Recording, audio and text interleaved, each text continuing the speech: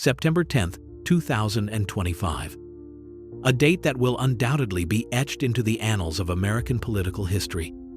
A routine stop on an ambitious tour. A familiar voice, cut tragically short. At Utah Valley University, amidst the vibrant, often tumultuous energy of a college campus event, conservative firebrand Charlie Kirk, founder of Turning Point USA, met a sudden, violent end. Reports from Orem, Utah painted a grim picture.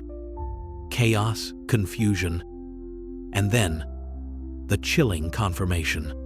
As Kirk addressed his American Comeback Tour audience, a single shot pierced the air, and a life dedicated to shaping young conservative minds was extinguished.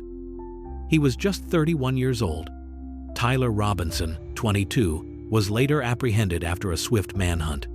The motives remain under intense investigation, but the act itself has ignited a searing national debate that threatens to pull an already fractured nation even further apart.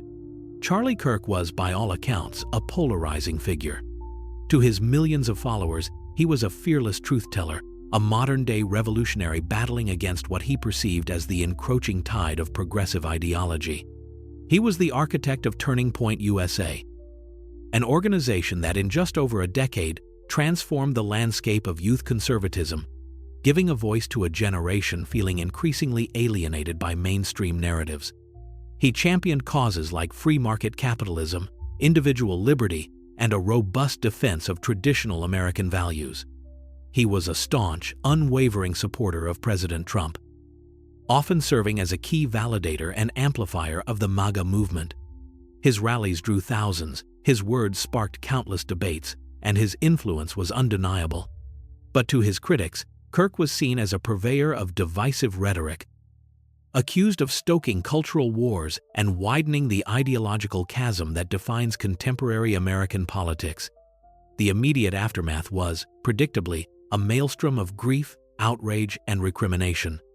From the highest offices, President Trump mourned Kirk as a fearless warrior and a dear friend, calling the act an assault on the conservative movement itself.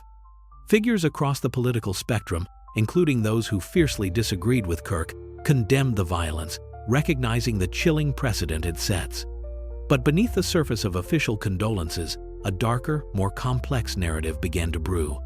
For many of Kirk's supporters, this was the inevitable consequence of what they perceived as a relentless demonization of conservative voices. They pushed hate for so long.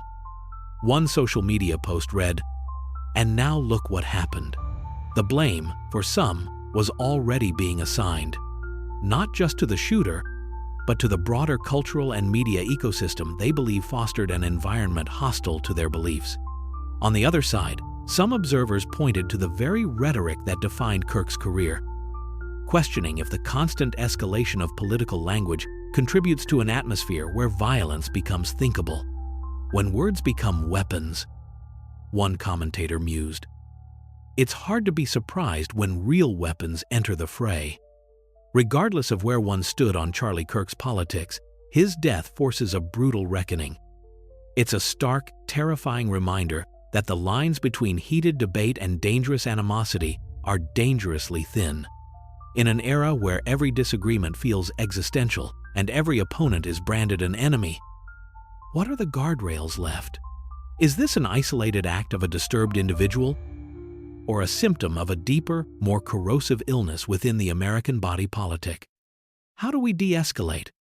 How do we find common ground when the very idea of common ground feels like a capitulation? These are not easy questions, and there are no simple answers.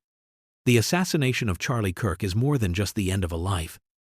It is a profound rupture in the American narrative.